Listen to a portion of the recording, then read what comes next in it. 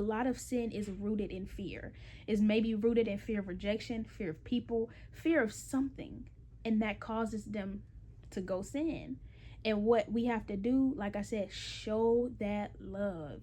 If we just show love, that doesn't mean that I have to accept it. That doesn't mean that I have to get comfortable with it. But that just means that I trust in the powerful God that I serve to deal with you. I'm not going to condemn you. I'm not going to judge you, because who am I? I'm struggling with something as well. God is doing a work in me as well.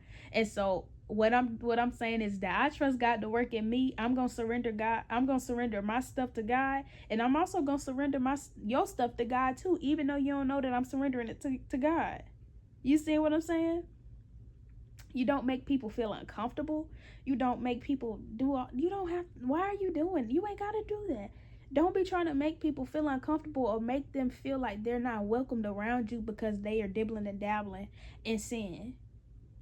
You seeing what I'm saying? Like, that's what, like, we really have to just stop trying to be in God's way. We have to stop trying to act like God and just start praying to God. Because even in that, when we give people over to God, instead of trying to judge them, instead of trying to help them, because there's a you try to help people, but it's really kind of rooted in judgment, rooted in condemnation, kind of rooted in self-righteousness, all of those things. If we just lean on the God, two things that's doing is building your faith and is pulling them closer to God, because we're trusting. You're literally, you see how this person is. You see that they love this sin. They love whatever they're doing. They don't want to stop.